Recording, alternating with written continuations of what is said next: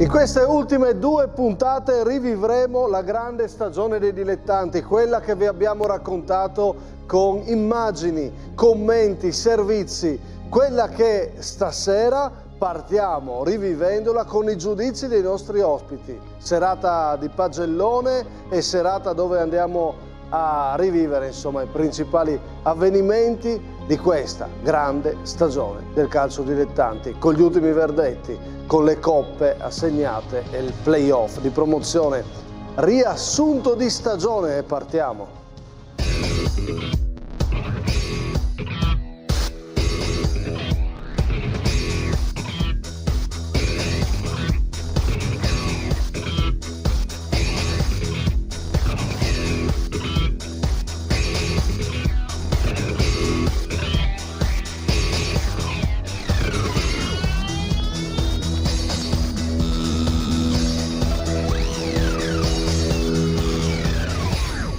È tutto pronto per la grande stagione dei dilettanti. Parte terzo tempo e vi facciamo rivivere la giornata del calcio dilettanti, quella di esordio. Ecco i temi che tratteremo: l'errore del Pordenone in eccellenza che ha schierato Zorzetto squalificato, Juventina San Vitese, la finale. È stata una giornata bellissima, spero di andare ad Alessandria, anche se non mi mandi, ci vado lo stesso. Mi prende la pelle proprio, è stupenda, guarda, sono diverse macchine e addirittura abbiamo fatto 2 pullman. E già qua vedi la passione, la grinta, è tutto questo. E poi ho dato a 5 stelle superior a questa giornata di eccellenza che per l'ennesima volta è, secondo me, stupenda, perché riesce a sovvertire tutti i pronostici. Chi vince secondo voi e perché? Perché può esserci anche uno spareggio per la finale campionato, per me può essere uno spareggio. Io invece sono convinto, caro Massimo, che lo vincerà un'altra neopromossa, l'LME. Dopo un'eccellenza indimenticabile, la vince l'LME.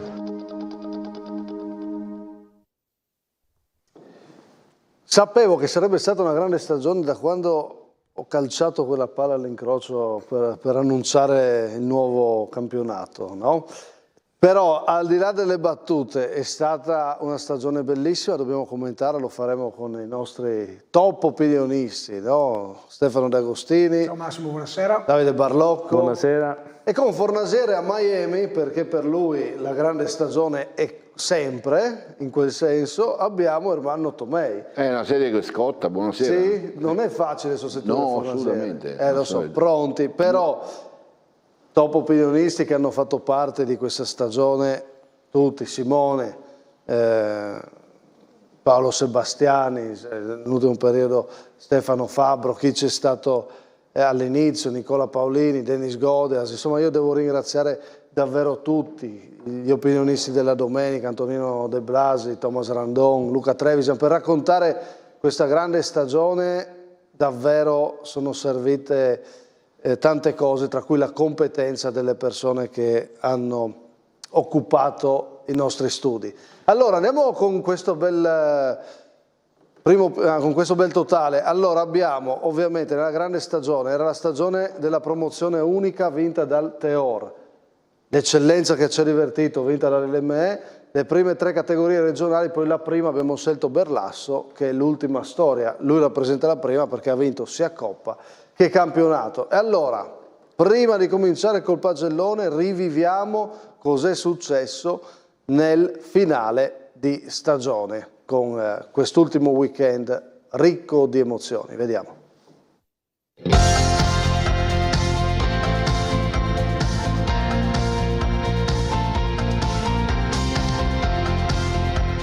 Un ultimo bellissimo weekend di calcio dilettanti, ancora campi riempiti con le finali di Coppa e il playoff. Resta da seguire il viaggio complicato a Spezia del Pordenone, il resto è stato scritto e chi è arrivato fino a maggio inoltrato può essere felice perché è stato protagonista fino all'ultimo respiro di questa intensa stagione. Ne sa qualcosa l'azzurra di Gregoratti che sembrava fuori dai giochi e con una cavalcata incredibile torna subito dopo un solo anno in eccellenza. Penso veramente che la prima volta che tutti ci siamo emozionati in panchina così tanto. Mister Bruno lascia il 13° dopo 2 stagioni importanti. Simone ha fatto un grandissimo lavoro. Dispiace perché anche perdere due finali in 2 anni non fa molto piacere. Rimpianti anche per il Cussignacco. Poi è logico, quando diventi secondo in campionato per pochi punti, perdi ai rigori e rammarico c'è. Non si può parlare di delusione, Lumignano. No, assolutamente no, come ho detto, io sono orgoglioso per tutto il percorso. Sfiora la doppietta Lupi, grande protagonista nel girone D di seconda categoria insieme all'Isonzo, lasciando spazio alla gioia della Reanese. Ne avevamo bisogno un po' tutti, ne avevano bisogno i ragazzi, ne avevamo bisogno noi dello staff tecnico, ne aveva bisogno la società. Doppietta che arriva per il Buttrio, impressionante il cammino di Mister Sant, ha sempre vinto da quando è arrivato in panchina. Io una mia scommessa volevo fare come qualcun altro che ha fatto il doppletto e ce l'ho fatta ed è un mio amico, quindi ancora di più. Quindi la dedica è a lui? A Berlasso sicuramente. E poi appunto c'è la Maranese. Anche quest'anno doblete, mi vorrei soffermare sul fatto di Marano, guarda che gente, fantastico. Comunque fare il doblete a Marano, male che andate, siamo i primi. A Marano si respira di nuovo entusiasmo contagioso e questa doppietta pone nuove basi. E se da una parte c'è il Cussignacco senza titoli, dall'altro c'è Berlasso con 4 coppe in mano negli ultimi 2 anni. Non certo un caso. Perché non dimentico gli anni dove ho mangiato tanta merda. Scusa. Sì. Perché adesso... Mangi pesce. Sì, bravissimo, grande, sì. E la finale di Coppa a Marano, con tantissimo pubblico, organizzata perfettamente tra buffet VIP improvvisati, ci dice quanto i dilettanti muovano gente ed interesse. Ci stiamo godendo la giornata come se la sta godendo tutto il paese. Visto che noi siamo gente non di mare, di terraferma, abbiamo optato per il nostro salame casereccio. Occhio che soffre sotto il sole. Sì, diventa salame con l'aceto, andiamo in aceto noi e il salame. Vai. Poi alla fine certo, c'è chi vince e in questo caso ormai ci pensa Lorenzo Berlasso. Cosa si beve stasera? Allora no, ho già capito, posso dirlo? Dai. Un gran bel gin tonic, va bene?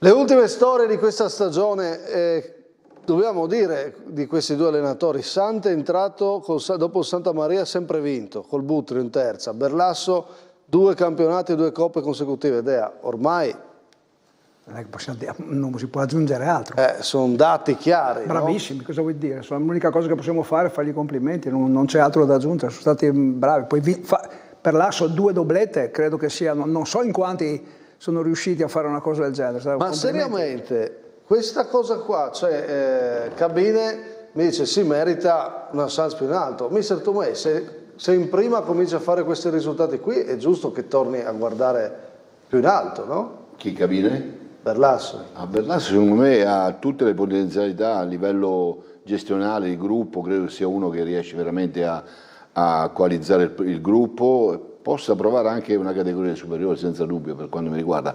Deve stare un po' più attento quando parla. Quella famosa dichiarazione, però adesso è diventata... Sì, no, adesso è perdonato tutto. Cioè, abbiamo fatto una bella battuta finale. Abbiamo perdonato tutto a Berlasso, anche perché è troppo simpatico, quindi alla fine perdoniamo.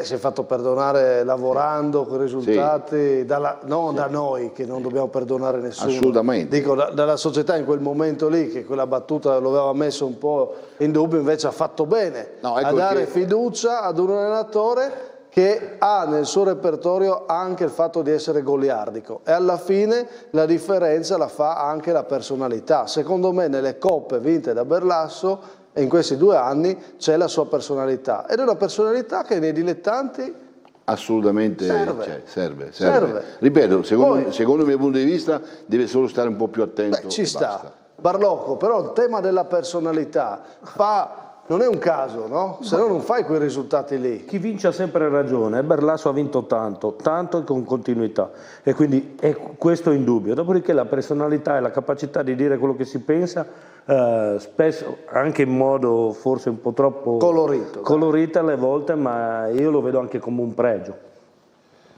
Dea, secondo te adesso la sfida è, perché è strano, no? Pare non resti a Marano. Almeno queste erano le ultime voci.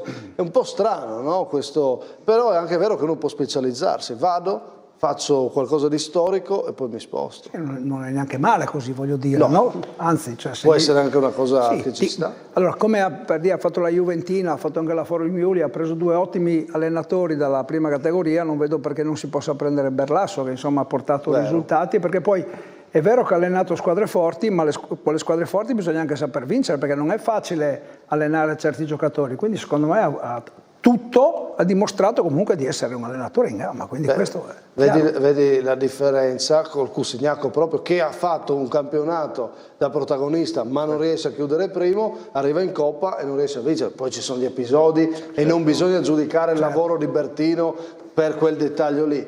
Però poi la differenza è che quella cosa, a vincere, Berlasso ce l'ha fatta. Lui ha il timbro, adesso ha il timbro dell'allenatore vincente, che non è poco. E dopo quegli anni passati un po' a soffrire, come diceva sempre in maniera colorita, adesso si prende giustamente gli elogi. In questo finale di stagione, allora, abbiamo titolato Berlasso, ma anche Sant, che sono amici, perché anche lui ha davvero una storia incredibile, con la doppietta in terza, arrivare a vincere sempre in qualsiasi categoria vale. Qual è la storia di questo finale di stagione, di queste ultime sfide? Cosa volete sottolineare di quello che è successo? Cosa vi ha colpito o dove volete mettere il punto esclamativo?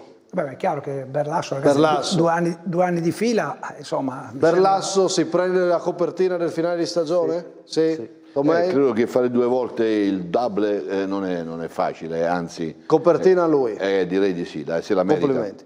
Però... attenzione, in questo finale di stagione, una battuta velocissima, il Pordenone sotto 2-0, tu l'hai visto, in trasferta al Picco di La Spezia, come lo vedi? Ribaltabile o no? Sì, non c'è niente da perdere, quindi va sicuramente più sereno di come ha giocato questa partita, che secondo me aveva ancora le scorie della partita precedente. Anche secondo te? 3-4 situazioni per poter fare gol le avute, quindi il 2-1 ci stava tutto, perché insomma le occasioni le ha avute. Finale di stagione che parla anche di un'altra storia, quella di Gregoratti e dell'Azzurra. Questo secondo me anche qua... A me fa piacere onestamente, perché sono state dette tante cose, anche troppe cose riguardo all'Azzurra, e secondo me questo risultato riesce comunque a dar merito a una società, a una squadra, a un allenatore che ci hanno comunque creduto. Io personalmente avevo detto ormai l'Azzurra... Sembrava una crisi, sì, no? sembrava una crisi, invece sono contento per loro perché hanno saputo stare al loro posto e hanno fatto una rimonta di campionato e hanno vinto uno spareggio molto importante. Quindi... ma questo campionato davvero ci ha insegnato questa stagione che tante cose sono state poi...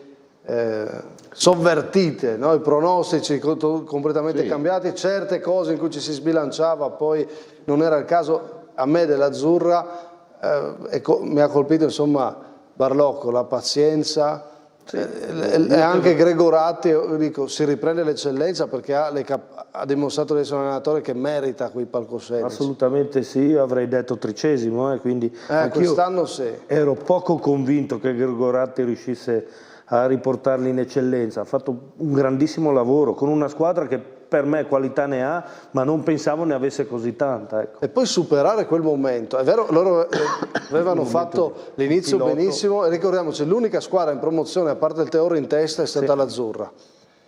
Poi però perdersi e ritrovarsi così vuol dire che sai lavorare bene. E Zeno Minen è un presidente attento. Perché quella retrocessione è ripartito con grande intelligenza. Mi dispiace chiaramente per il 13°, perché è il secondo anno di fila che perde lo spareggio, e Bruno è un allenatore che io considero molto capace, probabilmente anche lui avrebbe meritato il salto di categoria. E poi queste qualità, no, che sono evidenti di Bruno, ovvio che anche agli allenatori serve quel timbro, no? Dea, aiuta, no? Sbagli il rigore. Sbaglia rigore, Spollero protagonista. È chiaro che quelle cose lì, diciamo che sono due squadre che giocano un ottimo calcio, nel loro momento migliore giocano bene.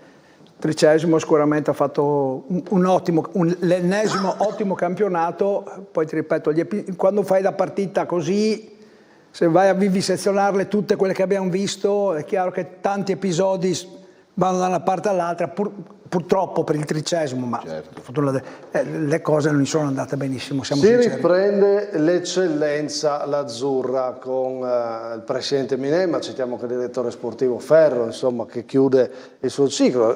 Più di qualche giocatore interessante in questi 6 anni è stato in grado di recuperare. Non è facile quando retrocedi rivincere, come ha fatto il Casarsa, cioè bisogna essere bravi, è difficile perché sei un attimino demoralizzato, l'ambiente, è tutto, ma non è facile. Guardiamo la nuova eccellenza com'è e con le panchine, fermo restando che il Pordenone è ancora qua, ma se dovesse riuscire la rimonta può andarsene e far posto proprio al Tricesimo, no? Sarebbe curioso, no? L'anno scorso il Tricesimo è arrivato sotto al Pordenone e magari quest'anno gli fa questo favore, però lo abbiamo detto, è complicata per i neroverdi in trasferta recuperare un 2-0. Ho lasciato con il punto di domanda alcuni allenatori, alcuni perché francamente non ho ben chiaro ancora cosa possa succedere, vedi Rispoli a Fontana Fredda, altri perché manca solo la conferma, proprio la classica comunicazione della società. Trangone e la Forum Iuli è fatta praticamente. Questa nuova eccellenza è abbinata a questi allenatori. Dove vi soffermate? Insomma, c'è grande continuità, la grande novità sarà Buonocunto alla Juventina che arriva dalla prima, ma poi c'è sostanzialmente una grande continuità in tutte le squadre. Sappiamo del cambio Zanutti, Peroni a Monfalcone e poi aspettiamo ancora qualche conferma. Azzurra, punto di domanda, Fontana Fredda, punto di domanda.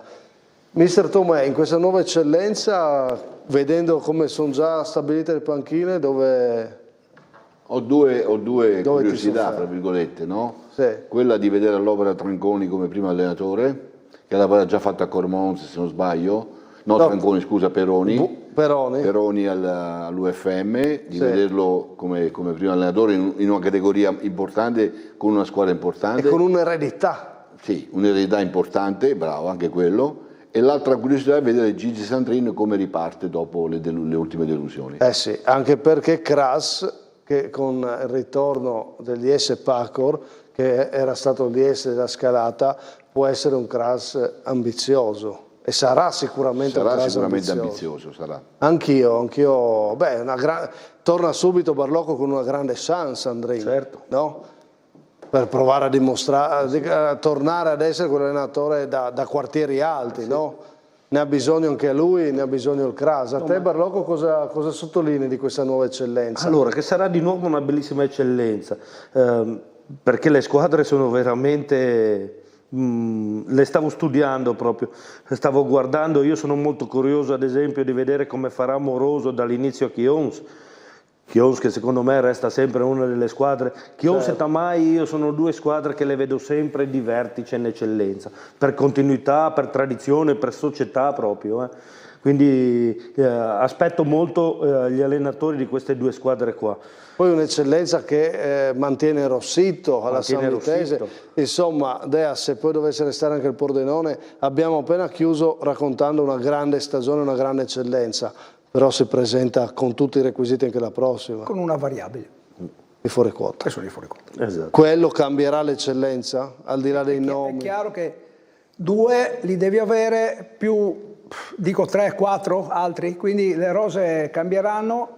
E questo perché noi parliamo di chi prenderà il centravanti, dove andrà Ciriello, cosa farà Coffone. Alla fine i 2 fuori quota secondo me sposteranno tanto gli equilibri. Va bene, ci sarà tempo per parlare dell'eccellenza del futuro, intanto la introduciamo con largo anticipo. e con calma, no? Adesso arriveranno un po' di vacanze, c'è tempo per tornare a parlare. C'è il mercato adesso. Adesso c'è il mercato, inizierà la nostra programmazione estiva, no? Vi terremo compagnia per andare a conoscere come si muovono le squadre del mercato, ma noi stasera dobbiamo fare il racconto di quello che è stato, dobbiamo metterci lì e commentare quello che è stato. E proprio parlando di chi ha vinto l'eccellenza, quest'anno abbiamo avuto il tema di Tomei. Io credo che il tema di Tomei abbia avuto una risposta nell'ultimo proprio intervento, 19 maggio 2026. Vediamo. Il tema di questa settimana è imparare a vincere. È quello che quest'anno Pattaro e Barbieri hanno dimostrato a tutti.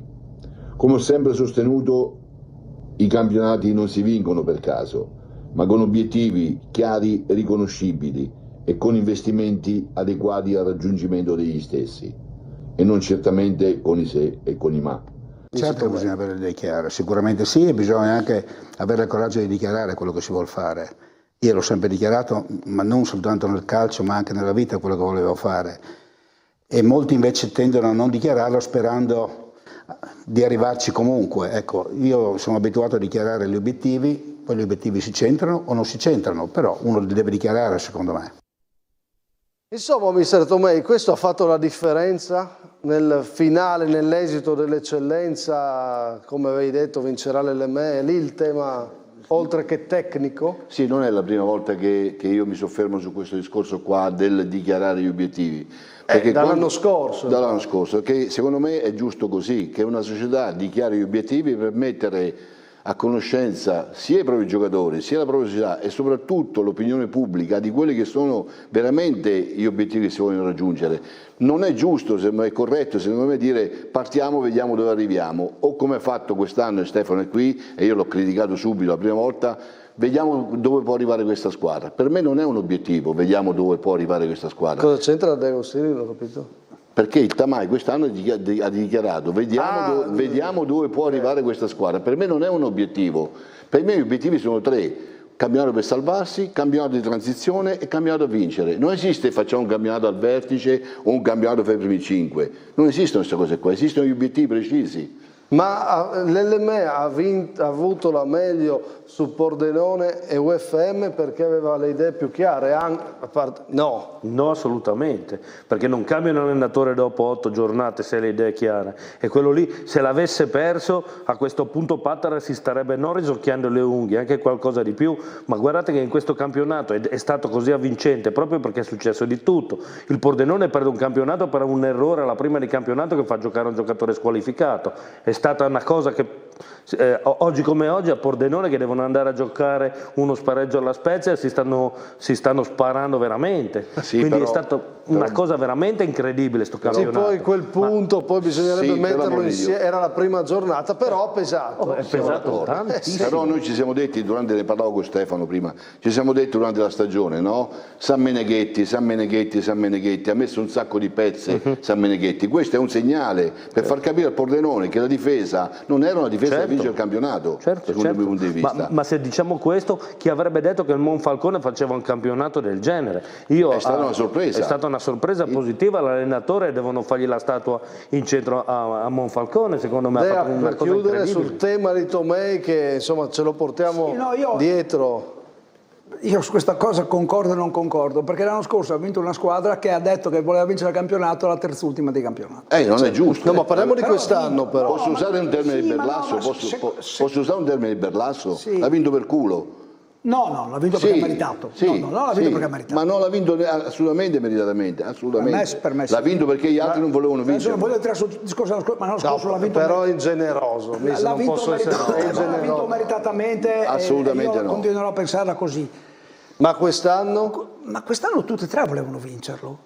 Ma se tu... ma quel tema lì, cioè quell'avere l'obiettivo più chiaro a un certo punto. Ci sta, ma ti ripeto, poi ci sono posti diversi, situazioni diverse, non tutti ragionano allo stesso modo. Il bello della nostra eccellenza è perché ognuno ha il suo modo di fare. La sua personalità. Il suo modo di essere. C'è quello che è un po' più spavaldo, c'è quello che... Ma non è questione di essere spavaldo, Stefano, scusa. No, ma tu, non è spavalderia. Ma per me non... Barbieri non è stato spavaldo. Barbieri ha dato un segnale ben preciso, chiaro. Io poi sono venuto lì perché voglio arrivare almeno secondo e iniziare a fare 4 allenamenti a settimana, a iniziare a mangiare fuori la domenica. Questi sono segnali forti che i giocatori percepiscono, capiscono. Se lo può permettere. Non è che tutte le società possono fare 4 allenamenti e mangiare. Voglio dire, per me è un lusso in eccellenza. Per questo che ti dico che ci sono dei posti dove lui poi bravissimo, lui si è sbilanciato, ha avuto ragione lui, e tanto di cappello lui. Però secondo me non c'è una... Non è lì. Non c'è una linea, ognuno ha la sua linea. Però l'LME ha vinto anche con questa carta. Sì. Questo possiamo dire. Però sono d'accordo con Stefano sul fatto che non posso paragonare Timau, il Tamai ad esempio. Timau non era male però. Non li puoi paragonare perché ci sono proprio mentalità diverse, no? Che il campionato del Tamai fosse di transizione, dato che tu mi hai citato vincere transizione. Diciamo che era intrinseco, no? No, ma lo devi dichiarare però. Chi andava in ritiro a Timau? Sono stato io a Timau in ritiro. Con chi? Col Tamai. Col Tamai? Tamai Timau, ma anche la San Vitesse. Va bene, quando erano in D. E adesso ci torneremo dopo su LME, su Eccellenza. Andiamo un attimo in D però, con il pagellone della Serie D, fine stagione. Io do questi voti. Voglio sentire cosa ne pensate. Alla fine un 6 al Charlins Muzzane, protagonista fino a un certo punto, poi il crollo, però insomma alla fine credo che il campionato, anche per strani motivi, finito con una posizione comunque che migliore rispetto al passato, almeno la sufficienza. Brian Lignano 8,5 e San Luigi a malincuore 5 perché non c'entra l'obiettivo, c'è poco da fare. I migliori, Maniero per il Charlins Muzzane, Ibe capocannoniere della categoria per il Brian Lignano, Olio che è stato un giocatore che in D ha dimostrato di poter dare, ha dato tanto, ha dimostrato di essere un giocatore utile e con la gamba e il cuore anche per questa categoria. Via, anzi facciamo così, vi faccio risentire un po' di frasi di questa stagione e poi mi commentate le pagelle. Cosa abbiamo detto su queste 3 regionali proprio in un riassunto veloce? Se chiudi gli occhi e pensi all'anno scorso come adesso e metti in paragone le 2 squadre? A me piace più quest'anno. Adesso? Sì.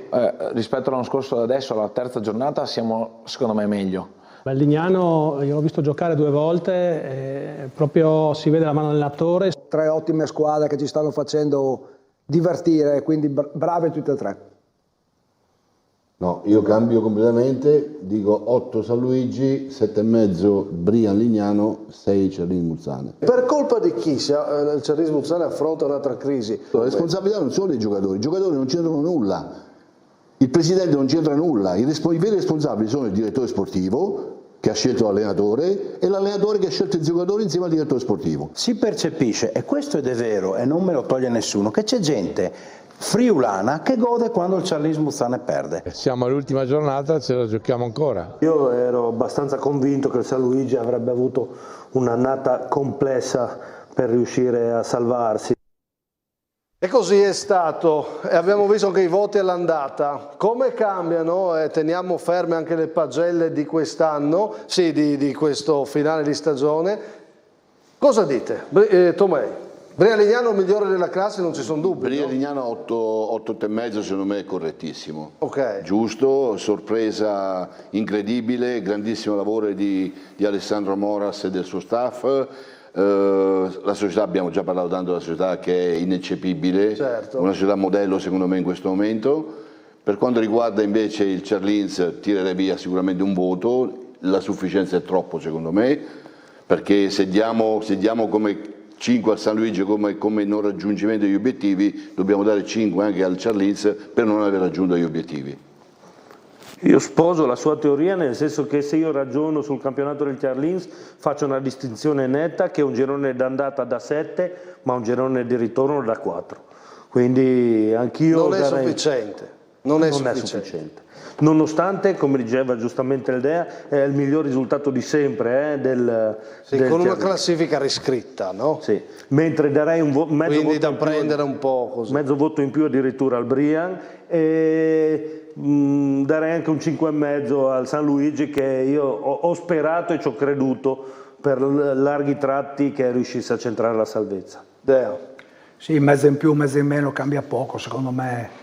I valori sono quelli lì, insomma, è chiaro che il Charlins... Sono cambiati molto rispetto all'andata. Ma perché poi la classifica è totalmente diversa. All'andata Tomei diceva addirittura un San Luigi da 8. Perché era stato da 8. Sì. Ma purtroppo gli infortuni in questo caso, sia a casa Charlins che in casa San Luigi, si sono fatti sentire parecchio. E poi la categoria non perdona. La categoria non perdona. Insomma, siete d'accordo? Cioè, togliereste la sufficienza? L'Otto San Luigi però noi l'abbiamo sempre motivato dicendo attenzione che la Serie D è una brutta bestia, non esaltiamoci troppo, l'abbiamo sempre detto, attenzione, è difficile continuare su quei ritmi lì, perché poi nel girone di ritorno, Stefano diceva giustamente, è un altro campionato, le ultime 7-8 partite è un altro campionato, e abbiamo sempre detto calma San Luigi, attenzione, attenzione. L'8 se lo meritavano perché in quel momento lì era una sorpresa. Ok, ditemi una cosa, perché il Brian Lignano è da 8,5, 8, 9 addirittura, e perché mi pare di capire che siete tutti d'accordo che il Charlins Muzzane sia da insufficienza? Cos'è stata il grande valore del Brian Lignano e cosa invece è mancato al Charlins Muzzane? Le aspettative di inizio anno. Tutto legato alle aspettative? Gli investimenti di inizio anno. Le aspettative erano totalmente diversi. Avremmo dato 8 al Lignano anche se fosse arrivato sesto. A me non interessa quello che è successo e tutto, per me Brian è arrivato quarto. Per me Brian è arrivato quarto. Indubbiamente. Anche perché insomma qui Nicola Paolini ha spiegato benissimo le motivazioni di quello che è successo, e secondo me è stata scusate il termine, una carognata quella che gli hanno fatto dal mio punto di vista. E gli avrei dato 8 lo stesso perché ha fatto un campionato meraviglioso, hanno giocato benissimo, e il Charlins indubbiamente ci aspettavamo, io non dico che doveva vincere il campionato, ma che lottasse un po' di più. Quindi non lo salva neanche quella grande partenza, da dire, almeno abbiamo visto fino a un certo punto un Charlins Muzzane mister. Fino allo scontro diretto il Charlins Muzzane stava facendo il suo campionato. Noi analizziamo la stagione, è chiaro che il finale è gravissimo. Gravissimo, però anche nel finale gravissimo. Ricordiamoci che quando viene il Treviso a giocare contro il Charlins in casa, salta fuori un 1-1 dove il Charlins l'ha dominati, e quindi cosa significa questo? Che questa squadra qualità ce le aveva anche nel girone di ritorno, dopo che le vicissitudini hanno portato a fare un campionato che è deludente, è fuori di dubbio, ma il Charlins... Ma questo campionato del Charlins Muzzane sono solo vicissitudini o sbagliata squadra? Perché a me sta teoria che sì, gli infortuni, per me è un po' troppo... Ma tu hai perso un Marangon, l'anno prima forse non dovevi prenderlo. Sì, scusa, va bene, ma l'anno prima fa 16 gol e 10 assist. Scusate una cosa, ma il Brian Lignano ha perso Rocco? Ha perso Rocco, che per me era un dramma. E non l'ha sostituito con nessuno. Ma tu ti aspettavi che Ibe facesse questo campionato qua? Sì, ma non l'hanno sostituito con nessuno. E secondo me erano nel dramma. Il Charlins Muzzane ha perso 3 giocatori, ne ha preso ne altri 3 ancora più forti. E quindi ancora più delusione Barlocchi. Per me invece non è la scusante, non è le vicissitudini, per me fa un campionato che non doveva essere così, però io non devo dimenticare quella prima parte dove dava l'impressione di essere l'unica, in questo campionato è stato l'unica vera antagonista per poco. Per troppo poco, assolutamente. Però dava quell'impressione. Aggiungiamo una cosa che è davanti agli occhi di tutti, no perché lo dico io, non ha mai giocato bene. No. Mai. Questo è un fatto. Mai. Allora... ci torniamo perché abbiamo... Oltretutto, lasciami aggiungere una cosa, io ero molto fiducioso proprio quando il Charlins anella 8 vittorie consecutive giocando male, e dentro la mia testa mi dicevo, nel momento in cui trovano una fisionomia e iniziano a giocare meglio, partono. Dea, dobbiamo fare, perché dobbiamo cominciare a dare i voti, no? E anche scegliere un po' i top e i flop di questa stagione, ma a te do il compito, quello bello, di scegliere le stelle di fine stagione, vai. Allora, le mie stelle di fine stagione sono state queste. Ho dato 3 stelle a Verdesca, mai avrei pensato che questo mister riuscisse a ribaltare una situazione così complicata come quella del Gorizia. secondo me è stata la vera grande sorpresa di questo girone di ritorno.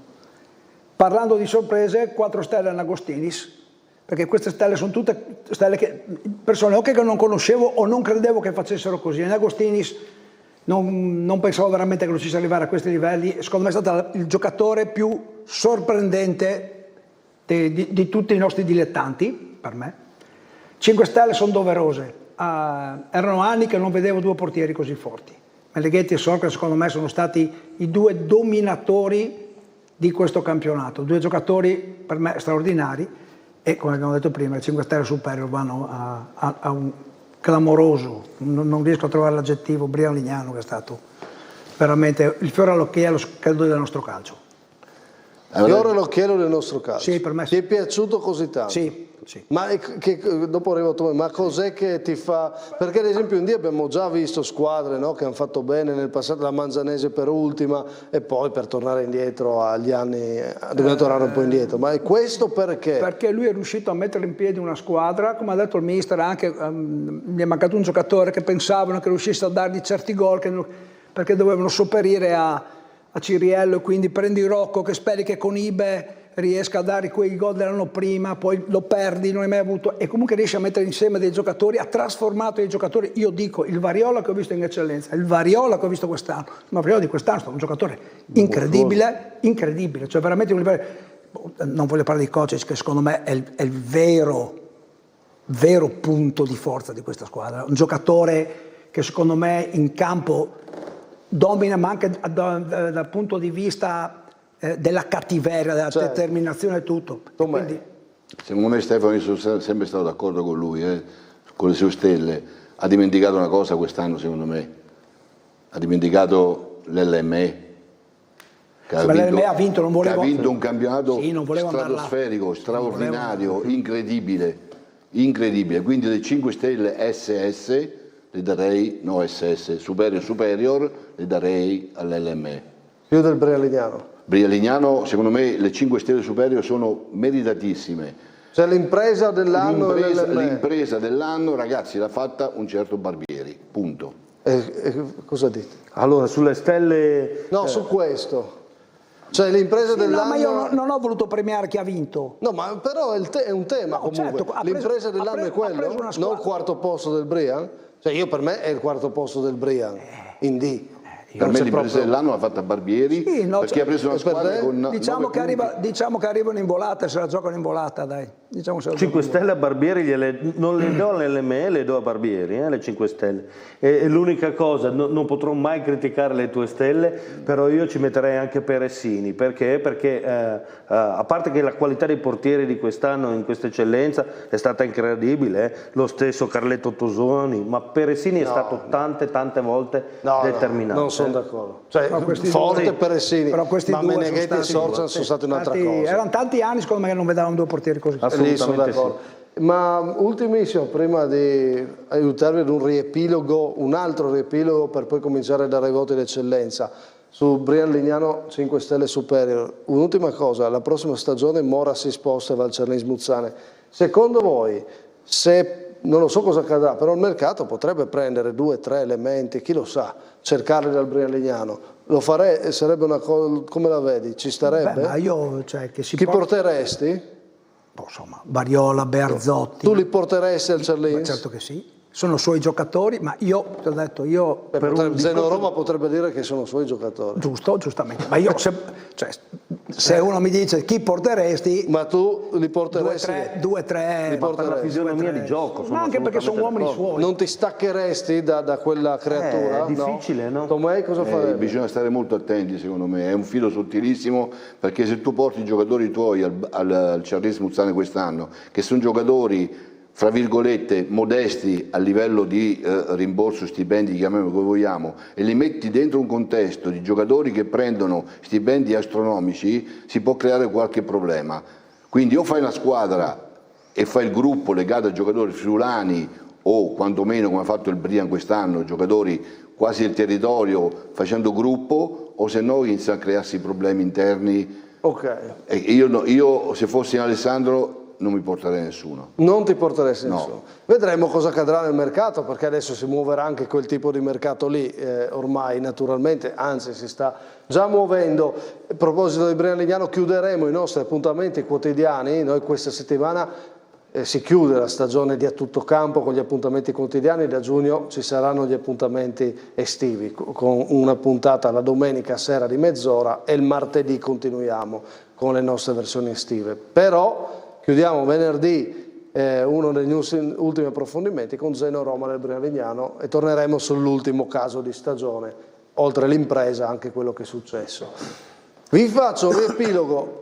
Le stelle ci hanno portato ai grandi protagonisti. Vi faccio anche un riepilogo però di quelle che sono state un po' le storie strane, le meteore, gli incroci, quello che un po' è successo in questa stagione. E dopo aver avuto i top, vi porto anche un po' di flop e poi partiamo con il pagellone. Facciamo questo riepilogo. Una stagione dove sono mancate le firme di Carlevaris, Cassin e Bertoni. Si è fatto male prestissimo Rocco in Serie D col Brian Lignano e dall'infortunio non è mai guarito Marangon, protagonista atteso invano il Charlins Muzzane.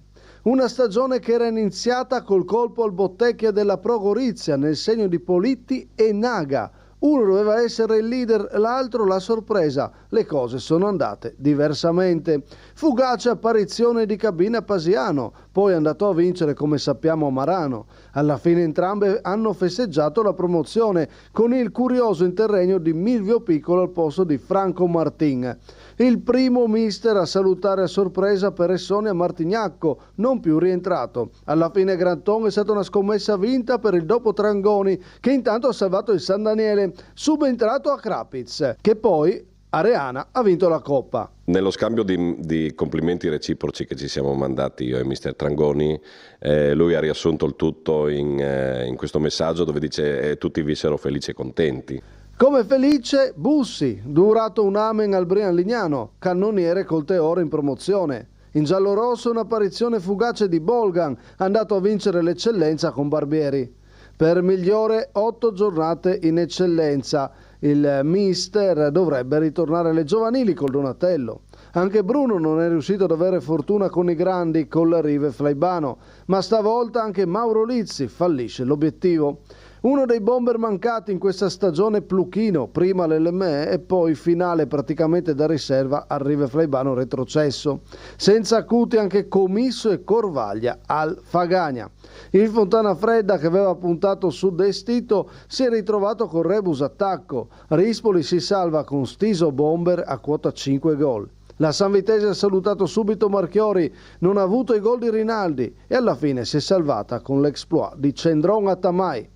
Poi il campionato ci insegna quanto tutto possa cambiare in fretta. Bradasca sorprende all'inizio andata, ma poi non riesce a chiudere la stagione con la Forum Miuli.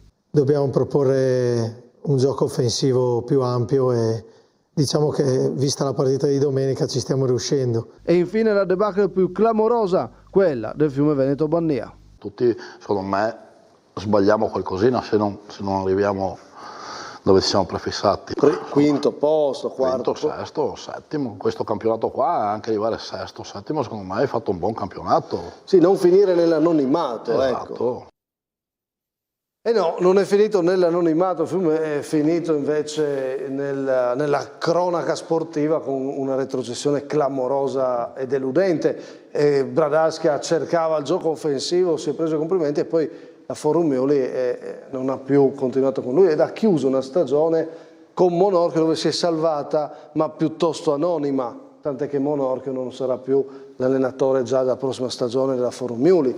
Quindi fa capire un po' quante volte in un campionato ci siano storie un po' anche confuse, no? Qual è di tutto questo, prima di andare in pubblicità e poi partiamo col pagellone, qual è di tutto questo quello che volete voi sottolineare? Allora, clamoroso per me è Rocco Bussi, dove viene scelto Rocco al Lignano e viene detto Bussi no. Purtroppo Rocco si è infortunato perché nessuno mette in dubbio le sue capacità e Bussi fa un campionato assolutamente di vertice. Questo è stata una scelta molto coraggiosa fatta a mio parere dal Brian Lignano che Avrebbero potuto pagarla, invece sono stati bravi lo stesso, grazie a un grande Ibe. Certo. Dispiace, ma io credo che la cosa più clamorosa successa quest'anno è la retrocessione del Fiume. Sì. Dopo ne parliamo. Tomei? Sì, sono d'accordo, io ci aggiungerei anche il cammino deludente e il rischio grosso che ha corso la Sanfilippo. Sì, abbiamo toccato il San Vitese e come altre squadre che sono andate in difficoltà è stato il problema attacco. Per me è un dato clamoroso e una salvezza importante, ma dopo ne parliamo col Pagellone, è il Fontanafredda. O comunque ha chiuso salvandosi con Stiso a 5 gol cannoniere. Cioè, scusatemi. Ma Fontanafredda ha avuto, il Fontanafredda se lo prendiamo giocatore per giocatore, dietro e in mezzo, ok, forte. Però salvarsi senza l'attaccante. Loro hanno avuto, secondo me, in Scappin, un risolutore. Uno che gli ha risolto alcuni problemi. Questo ragazzo che a Fiume era poco considerato è andato lì e ha fatto 4-5 gol importantissimi. Pesanti. Per me è una salvezza comunque non così scontata, anche se è una bella squadra, perché alla fine senza quell'uomo lì ha provato Gerini, gli è mancato. Io ero uno che a metà campionato diceva ma chi farà gol per il Fontanafredda? Io questo dicevo. E così è stato, sostanzialmente. Tutti, Così è stato, e per quello dico che alla fine è una bella salvezza, non scontata, ed è un buon lavoro quello di Rispoli, e brava la società a non andare in crisi con questi dati. Ma infatti io mi sento di ringraziare tutte le squadre d'eccellenza, perché hanno fatto vedere calcio, ma non solo di vertice, non solo sotto, ma anche nel mezzo è sempre stato aperto il campionato. Fagagna, Tolmezzo, che erano lì che dicevano cavolo stanno giocando bene, dove vanno, dove arrivano, e potevano essere sotto e potevano essere anche sopra. È stato un campionato strepitoso, bravi tutti. Tolmezzo ha fatto un ottimo campionato. Mamma mia. Dopo diamo i voti, allora partiamo dopo la pubblicità, dopo questo riepilogo. Abbiamo fatto un bel riepilogo nella prima parte, abbiamo un po' di dati, no? E quindi dopo la pubblicità, top e flop, scegliamo gli allenatori top e flop e voto a tutta l'eccellenza scegliendo il migliore. E non solo, dobbiamo salvare anche i gol più belli e le parate più belle raggruppate in questa stagione. Torniamo fra poco.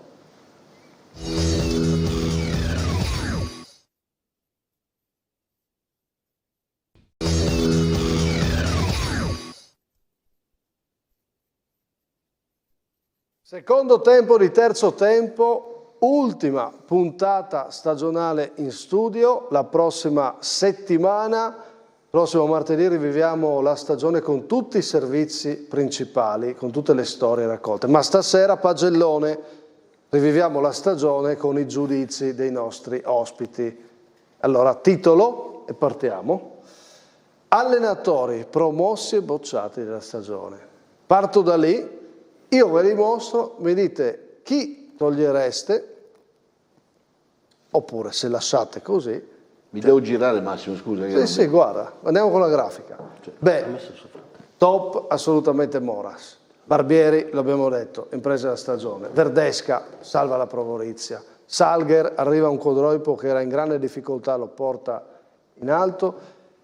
In promozione c'è il vincente Pittilino, c'è l'ottimo lavoro del Casarsa, ma secondo me riportare l'Azzurra subito in un campionato che è così difficile dimostra le qualità di Gregorati. Io lo metto tra i top. Flop, Zironelli, insomma, negativo, lo abbiamo più volte detto. Moro in questa stagione tra Chions, il vero flop è a Chions, no? Poi purtroppo Maniago Vaillant chiude proprio la stagione da dimenticare. Vittore, un ritorno per lui negativo, quest'anno in eccellenza. Muzzin, forse il più grande flop, visto quello che è accaduto, e purtroppo Motta, un nome interessante, ma Sistiana Sesia non ha funzionato. Questo quello che abbiamo riassunto dalla stagione. Barlocco, prima di sentire i due allenatori, dove andresti a... No, guarda, ti dico che hai centrato più o meno tutti gli obiettivi. Nei top, Barbieri e Mora sono due spanne soprattutto, senza togliere niente a Verdesca, che per me ha fatto veramente una gran cosa. E anche nei flop, ti dico la verità, forse i più clamorosi, Moro, Zironelli, direi. I più clamorosi? Sì. Per me anche Muzzin, per me Muzzin è più il flop. Io se dovessi scegliere il più grande flop, Muzzin, perché alla fine non ha trovato una soluzione a questo fiume ed ha chiuso addirittura con la parte della retrocessione, ma anche l'esonero, le ultime due. Come top, non so che scegliete voi, se toccate qualcosa, Tomei? Ma i top secondo me sono correttissimi, no? Moras indiscutibile perché l'abbiamo detto più volte che ha fatto qualcosa di straordinario. Barbieri ci siamo detti che ha vinto un campionato stratosferico, tenendo presente che è arrivato all'ottava di campionato con 9 punti in classifica. Verdesca io lo metterei in cima quasi a tutti perché, ma non perché per quello che ha fatto, perché noi Verdesca l'abbiamo, io anche personalmente, quando ero qua abbiamo detto ma chi, puntini, chi è questo qua? Da dove viene? Era cosa molto viene, difficile. Cosa viene a fare qua? Cosa viene a fare? Tu lo metteresti come il top dell'anno? Abbiamo tanti allenatori, ci siamo detti abbiamo tanti allenatori bravi friulani, prendiamo uno che cosa viene a fare qua? Ma non conoscendo il nostro campionato, era quello il dubbio, non sulle capacità che è chiaro che abbiamo scoperto che era bravo, ma non conosceva il campionato, quindi era molto complesso. Ci ha dimostrato cosa è venuto a fare. Ok. Sì. Ci ha dimostrato quello che è venuto a fare. C'è qualcosa che manca, Dea? Nei flop chiaramente il giusto discorso di Muzzin. Io sono amico di Massimo, però mi sento di dire che quest'anno, secondo me, non so per quale motivo, ha avuto infortuni, d'accordo, però un flop. Sì. Poi ci sono le annate nelle quali le cose ti vanno male, capitano a tutti purtroppo. No, è chiaro che sui top, tutti quelli che hanno vinto sono top per me. E hai messo giustamente 2 allenatori che hanno fatto Verdesca una gran salvezza e Schalger che ha preso in mano una squadra insomma, che non stava facendo bene, che ha fatto bene. Io direi che anche per la squadra che aveva, secondo me anche Vincenzo Radina ha fatto un ottimo lavoro dal mio punto di vista. Non pensavo che il Tolmezzo si salvasse così facilmente e per il resto direi che sono d'accordissimo. Avvallo. Va bene, bene. Andiamo con le pagelle. Qua ci sono i voti, io vi do il mio e poi voi mi dite il vostro, lo motivate. Ho scelto anche il migliore per ogni squadra. Partiamo dalla prima in classifica, ovviamente in un campionato così straordinario. Io direi che possiamo andare veloci e tutti essere d'accordo. Guardiamo 10. Sì. Non si può discutere, no? Il 10 all'LME. Ha vinto? Ha vinto questo campionato. Sì, ma ha vinto. Sì. Se alla fine ha vinto, quindi è giusto. Comunque, però il 10 va motivato anche Massimo del fatto che comunque, ribadisco, ha vinto un campionato partendo 9 partite in ritardo rispetto agli altri, 8 partite di ritardo. Quindi il 10 è meritato, cioè secondo me... Sì. Poi diciamo che fino a 5-6 partite alla fine ha giocato un gran calcio, bisogna dargliene. E dopo? Dopo ha fatto le fatica. ultime, secondo me è arrivato, ti dimostra che insomma l'ultima partita i 14 punti recuperati ha cambiato 5 giocatori giocatori per Crampi, quindi alla fine erano un po' arrivati secondo me, però da quando è arrivato fino a 5-6 partite alla fine ha fatto un calcio 10 meritatissimo di ottimo livello. E allora vi faccio vedere però, prima di andare con tutte le altre, un po' il resoconto di questa eccellenza per momenti di trasmissione, un po' tutte le frasi di questa stagione che ripercorrono quello che abbiamo detto di questa bella lotta, poi vinta dall'LME, che chiude con un 10 e chiude con Ruffo miglior giocatore. Ho scelto lui perché poi la sfida che ha deciso il campionato è stata con il Pordenone e lui con il Pordenone è andato sempre in gol. Vediamo intanto.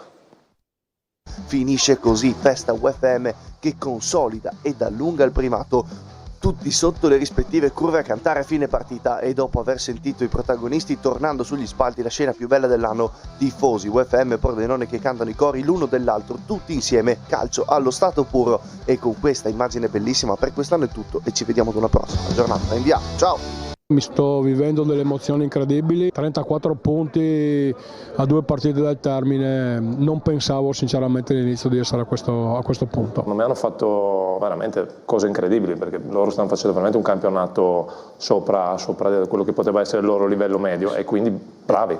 Io voglio arrivare secondo, perlomeno, io. Spero che continui così fino alla fine, così almeno ci divertiamo anche ad andare sui campi, noi inviati.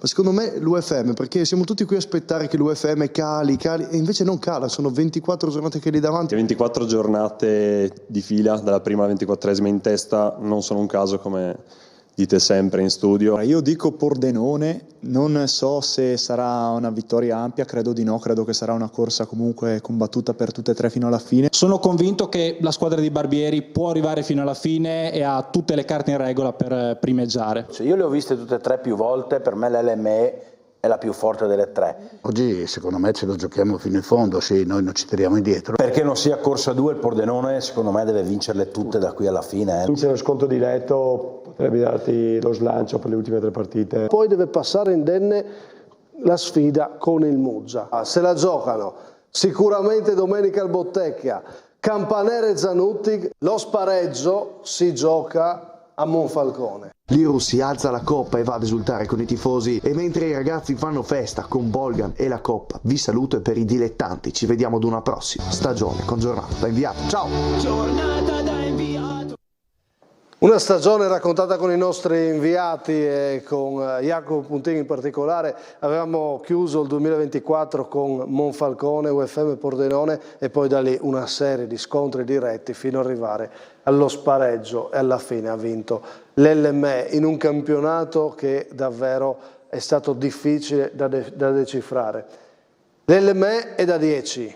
Vediamo le concorrenti. Allora, è stata corsa 3 alla fine. Pordenone, migliore Meneghetti, il portiere, straordinario. Voto 9, il vostro voto con motivazione. Tomei. 9 correttissimo, secondo i miei punti di vista, perché comunque il Pordenone è stata quella squadra che ha reso questo campionato d'eccellenza ancora più bello.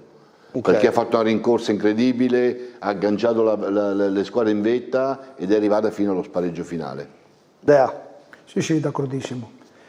Secondo me gran lavoro del mister, come ho già detto più volte, il portiere è stato nel momento centrale del campionato determinante, e alla fine sono stati veramente bravi ad arrivare fin lì. Io non pensavo fosse una squadra da primissimi posti, e mi hanno smentito, e gli faccio i complimenti.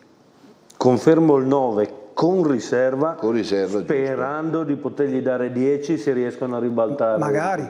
Certo, vero, non è un voto finale. Perché a questo Pordenone, per il campionato che ha fatto e soprattutto per i tifosi che hanno, l'eccellenza gli sta stretta. È vero. E lì siamo d'accordissimo. È vero. Terzo posto per l'UFM. UFM 8,5 in pagella, Sorcian il migliore portiere come Meneghetti, 2 grandi protagonisti di questa stagione, numeri 1. Barlocco. Io darei 9 anche all'UFM, mi ha sorpreso in positivo sta squadra, un allenatore che ha fatto un lavoro incredibile, e io darei 9 anche all'UFM. Ci ha fatto veramente fare un campionato dove facevamo fatica a capire, molla, non molla, ce la fa, non ce la fa. Io sono veramente dispiaciuto alla fine che non ci siano riusciti a vincere questo campionato. È da 9 quindi? È da 9? Sì. 9. Per 9 anche per me, perché è stata la squadra che comunque ha trainato il gruppo fino all'ultimo metro del traguardo finale, e quindi bisogna dargli un 9 perché ha fatto un campionato straordinario. Bisogna dare il merito comunque al mister che ha saputo tenere un gruppo e portare la squadra. Similitudine ciclistica bella, gli ha tirato la volata. Ha tirato la volata fino alla fine lui, poi purtroppo... Quindi non pesa sul giudizio il fatto di essere arrivato terzo dopo aver fatto così bene? No, anche perché, come si diceva prima, non è partito per stravincere il campionato o vincere il campionato, no? Quindi bisogna dare merito comunque a qualcosa di eccezionale, secondo me. 32 partite davanti, non possiamo non dargli 9, dai. No. Stati bravi, ci hanno creduto fino alla fine. Forse l'unico rammarico è la partita di Pordenone, dove un po' di giocatori secondo me sono mancati. Forse, come dico sempre, non tutte le partite sono per tutti, però è stato un campionato di altissimo livello. C'è un rammarico enorme, che non è quella di Pordenone, è quella di Muggia. Certo. Però Muggia, occhio che è difficile. Secondo me siamo già tardi nel giudizio però se fa rigore è finito il campionato. Dai. Però il Muggia è una squadra forte con un grande giocatore che è Ciriello. Il tema è quando in questo studio noi parlavamo di questa cosa e veniva vista purtroppo da qualcuno magari in maniera negativa, è la flessione che ci stava tutta della capolista che vedeva dietro correre tanto l'LME. Secondo me quel Chiarbo La Ponziana, quel Rive Fraibano, lì almeno una delle due, secondo me lì sta il rimpianto, Chiarbo La Ponziana. Ma bisogna stare attenti perché anche l'LME ha subito le stesse croci, perché anche l'LME ha perso col Gorizia una partita sanguinante. Ma il Gorizia è Gorizia. Sì, abbiamo visto cosa è una partita sanguinosa, no? Il Cavola Prussiana e l'UFM era sopra di 2. Sì, però in un campionato che ogni tanto ci sia ma se devi cercare il rimpianto per me sta lì. No, certo, però insomma io penso che però loro io credo che penseranno tanto a quel rigore lì, dai. Ma tanto. Il rigore di Aldrigo a Monza alla fine per tutti è la chiave. Sì. La chiave anche perché del un minuto dopo prendi il 3-2, quindi è chiaro che dai ancora di più. Il miglior giocatore lo darei a Lucheo comunque. A Lucheo e non a Sorcia. Ok? Va bene. Comunque ha fatto un gran campionato. Gran campionato. Sì. Quarta forza alla fine il Muggia, che si merita secondo me 7 perché alla fine insomma, è stata una squadra che è stata importante, che per la storia di questo campionato ha dimostrato le sue qualità, però non è mai stata una squadra. È una piccola delusione, avrei dato 6, il 7 lo merita perché è stata la squadra che poi alla fine ha reso questo campionato molto interessante, perché alla fine è stata la squadra che ha dato del filo da torcere un po' a tutti, ha battuto il Monfalcone, quindi voglio dire il voto in più è per il finale di campionato. All'andata aveva battuto il Pordenone, anche se non era quel Pordenone, però il Muggia ha pareggiato al Boito, ha vinto il ritorno, cioè ha fatto capire che era una squadra di qualità. Da Ciriello e compagni ci si aspettava qualcosa di più, sicuramente. Non abbiamo mai parlato del Muggia. Ma alla fine è da 7 o no? Sì, perché è arrivato quarto, sì, però... Sulle mie aspettative è un 6,5. Cioè, ragazzi, all'inizio quando parlavamo della favorita, noi abbiamo parlato tutti del Muggia. Ma perché il Muggia non ce l'ha fatta? Non lo so. Perché si è basato sempre dal partire da 1-0 che ti garantiva Ciriello. Anche perché poi, cioè, in tutto questo, è vero che perdono un giocatore importantissimo come Dekovic, e Venturini si è fatto male per loro un giocatore importante, ma porti a casa Coffone. E quindi hai una coppia d'attacco clamorosa, perché Coffone e Ciriello è una coppia d'attacco clamorosa, quindi... La prossima stagione è importante che per Carola deve riuscire... Delusione tecnica per me. Deve riuscire ad aumentare, però la prossima avrà altre storie. Secondo me era questa la stagione in cui potevano stare lì a competere. Una delusione tecnica, se andiamo a vedere la rosa dei giocatori, se andiamo a vedere quello che comunque, ci sta. Anche in questa squadra qui, quest'anno abbiamo visto un altro bel portiere che è Chiavon, che ha fatto un ottimo campionato. Sul mercato, perché non può restare a Muggia per questioni personali, quindi hanno già dovuto separarsi e quindi diventa un portiere interessante per il mercato, diciamo, probabilmente isontino-friulano. Nel 2003 ha fatto un gran bel campionato. Va bene, Tamai. 7,5, bellissima sorpresa Sinozic, quello sicuro. Soprattutto la prima parte, un Tamai molto interessante, quello nuovo targato Furlan. Poi questo problema che però insomma negli scontri diretti non ce la fa. Io gli avrei dato lo stesso voto del Muggia, 6, con un voto in più perché è stata una società secondo me coraggiosa, ha lanciato un allenatore esordiente, giovane, che non aveva mai fatto l'eccellenza, ha espresso a tratti in molte partite bellissimo, bel gioco, e quindi il 6 per il campionato che ha fatto. Tutti ci aspettavamo di più dal Tamai, secondo me, come ci aspettavamo di più dal Muggia. Io no. All'inizio tutti ci aspettavamo più dal Tamai. Io no. Però non gli do 7,5, gli do 7 e sono d'accordo sul fatto di aver lanciato un allenatore giovane e di questo i meriti sono indubbiamente suoi. Non solo suoi, sono della società. C'è Paolo Pegolo che ha le idee molto più chiare delle mie sicuramente, quindi ha fatto grande merito a Paolo. Per me ha fatto bene. Ha fatto un campionato sufficiente per quello che è il Tamai. Attenzione. 7,5 ci sta perché è stata l'unica squadra insieme all'LME e all'UFM a essere prima in classifica, che non è una cosa che va dimenticata. E dico che ballano quei 2 scontri diretti dove assolutamente non meritava di perdere. Sì, negli scontri diretti ha fatto bene. Perché io all'LME così in difficoltà non l'ho mai visto. Il secondo tempo è stato preso veramente a pallonate a Tamai e con l'UFM non meritava assolutamente di perdere. E poi da quel momento lì perso 2 o 3 giocatori, Zossi, Gurgu, Baga non stava bene, 3 mesi fuori, Salvador, perso dei giocatori importanti lungo la strada che non hanno permesso in certi momenti il ricambio giusto e secondo me Sidudic è stato veramente un'arma in più. A me piace questa lettura che è più in taglio, no? Vedi, in questo caso abbiamo una persona che è un po' più addentro e ti fa capire che perché in effetti adesso che lo dice lo riconosco quello che ha detto. Poi vi posso assicurare che magari la gente non conosce Davide e è sorpresa, noi no. Però un primo anno, insomma, c'era comunque curiosità. No, ma ci sta, come per altri. Io purtroppo questa storia, scusa Stefano, questa storia di infortuni a me non piace per niente. Perché se andiamo a vedere infortuni li ha avuti il Fiume Veneto, che l'abbiamo massacrato non più tardi di 2 minuti fa, massacrato e ha avuto infortuni e tu sai meglio di me, gente fortissima che è stata fuori per mesi, quindi la storia di infortuni non mi va, l'hanno avuto tutti infortuni. La storia è un'altra. Il Tamai cosa voleva fare? Ha fatto una rosa per primeggiare, sì o no? No, punto. No, però quando era primo voleva arrivare primo. Cioè se il Tamai arrivava, io ribadisco sempre lo stesso concetto. Il Tamai non è tu ci sei stato. Ma il sì, Tamai non è una società da proclami, è una società che parla internamente. E non è corretto. Non è corretto. Questo è il Tamai. Non è corretto. Però secondo me, non riesco a capire, però il Tamai quest'anno non voleva, cioè ha cercato di fare un campionato di vertice, gli è riuscito, ma secondo me non aveva ancora impostato una rosa per primeggiare così tanto. Secondo me fa il suo campionato. Fatto rispetto all'anno scorso è una squadra meno forte secondo me. Per il budget che aveva, secondo me, anche per me ha fatto un buon campionato.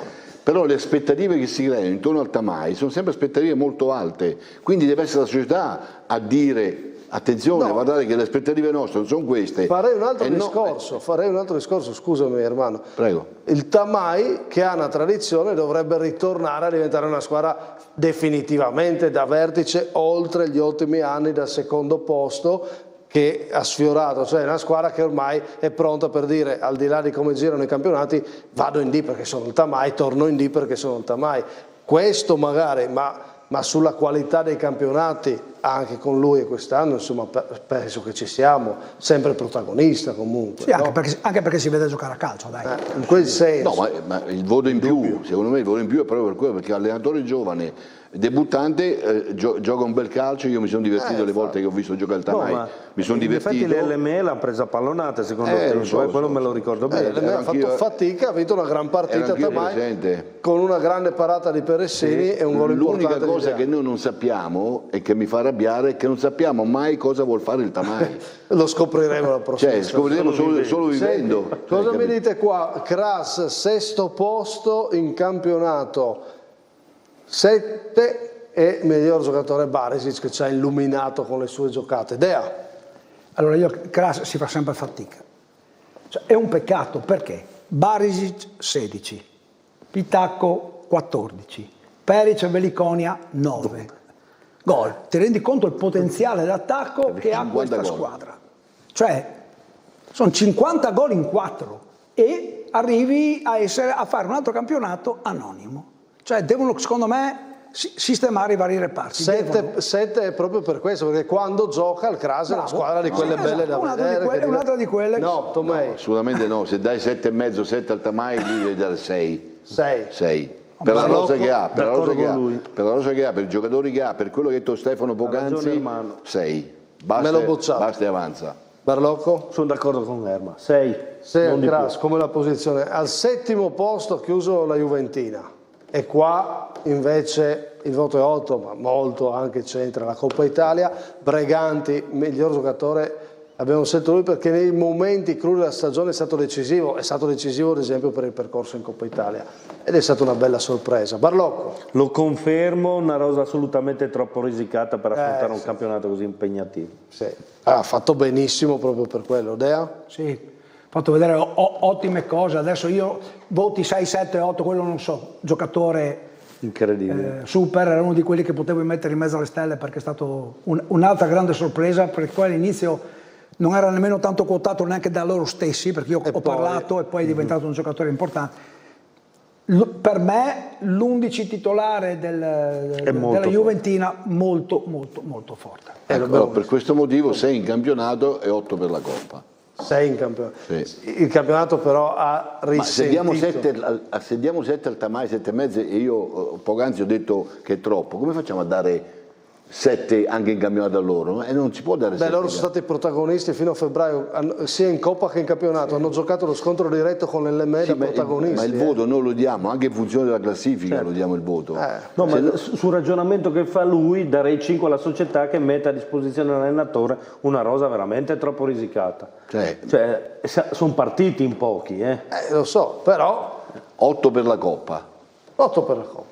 Bene, e non è poco. Non è poco. Col percorso fino ad Alessandria che era mamma l'apertura mia, di trasmissione. cioè, il presidente emozionato che quasi piangeva, tremava dall'emozione. Sono belle soddisfazioni. Assolutamente sì. Chions, che chiude ottavo.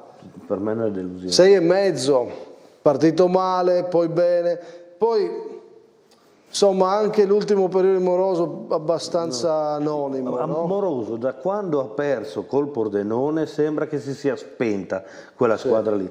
Per me un 6 è anche risicato.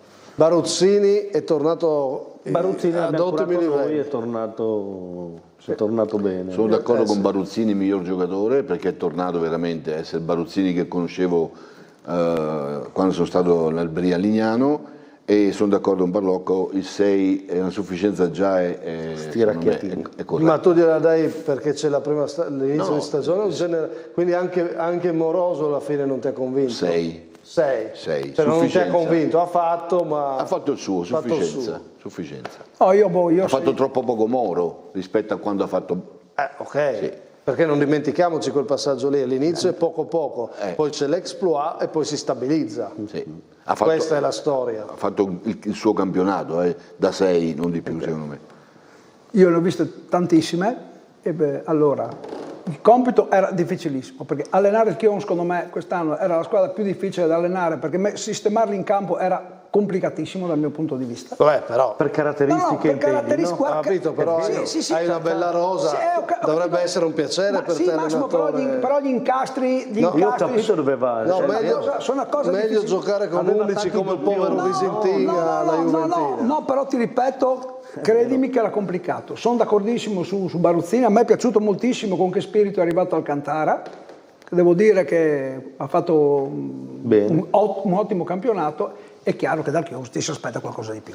Al 9° posto chiude il Codroipo, che a un certo punto era in crisi, cambia Sandrin, arrivano Pontoni e Corradin e sono una bellissima sorpresa. Gli do 7, soprattutto il percorso di Salger merita di più, però c'è anche la prima parte del Codroipo negativa, ma alla fine è 7. Salger proprio qua in trasmissione aveva parlato di Pontoni e Corradin. Abbiamo sentito Pontoni come migliore perché alla fine lui è il capocannoniere di questo Codroipo, ma proprio Salger ci aveva spiegato di quanto è stato importante, come sono arrivati questi due giocatori, uno che era reduce anche l'anno scorso dall'infortunio passato dalla San Vitese in eccellenza, e l'altro è arrivato dal Teor e non aveva mai fatto l'eccellenza. Entrambi l'avevano fatta poco, vediamo. No, le volte, perché sono due ragazzi che probabilmente non avevano mai fatto la categoria, oppure sì, Alex l'anno scorso alla San Vitese poi aveva giocato poco perché si era fatto male, così.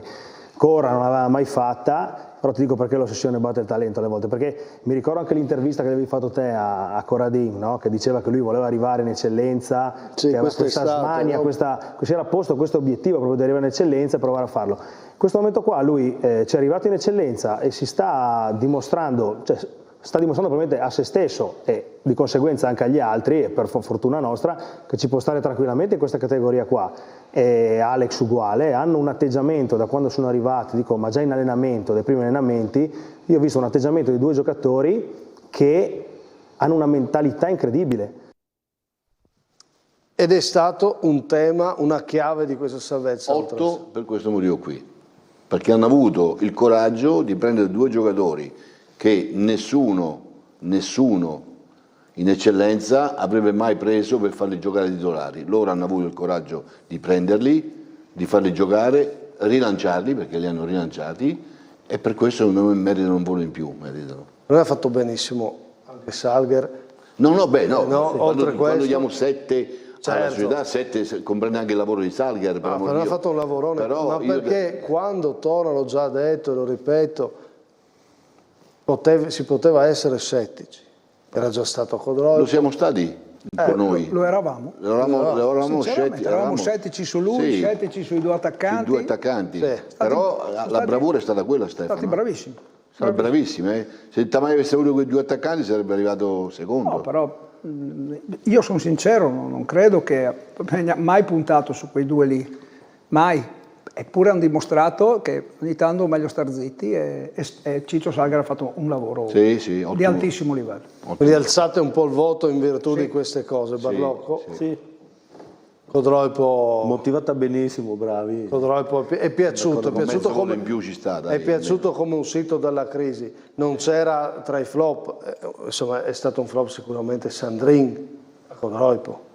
Certo. Ha avuto dei problemi, però qualcosa non funzionava. Ma infatti io ho detto prima, voglio vedere Luigino Sandrin cosa riesce a fare col classico, una rosa sicuramente superiore. Bisogna dire, se andiamo sul discorso infortuni, che Sandrin è partito senza la difesa titolare. Sì. È vero anche qui. Attenzione. E col grosso problema di chi faceva gol. Di chi faceva, appunto. Quindi, è un problema grossissimo. Quindi con tutte le attenuanti generiche, ecco perché Sandrin sono curioso di vedere veramente cosa riesce a fare questo. Però è una stagione importante anche per lui. Sì. Andiamo a Tolmezzo dove, come a Codroico, consegniamo un 7 e neanche discutere, miglior giocatore. Quest'anno è esploso N'Agostinis da quelle parti. Tomei? 7,5. Mezzo voto in più per il discorso fatto prima per il Tamai, un allenatore emergente, uno secondo me, ma non perché è tuo fratello, uno dei più bravi secondo me della categoria, uno che ha fatto, io l'ho visto giocare un paio di volte il Tolmezzo e mi è sempre piaciuto moltissimo perché come giocava, ha lanciato un giocatore che nessuno dava per attaccante, invece per me è un grandissimo bomber e per tutti questi motivi io do anche un voto in più al Tolmezzo. Diciamo che il merito soprattutto è stato non lottare mai per non retrocedere. Si è salvato tranquillamente. Non è mai stata in una zona bassa, mai. Io che lo conosco bene il Tolmezzo, perché non solo l'ho visto giocare ma vado a vedere anche gli allenamenti, vi dico darei 8 perché veramente è una squadra che ha un'idea di calcio e mette in difficoltà chiunque. È importante. Devo dire la verità, come ho visto il Tamai mettere in difficoltà l'LME, ho visto il Tolmezzo mettere in difficoltà l'LME.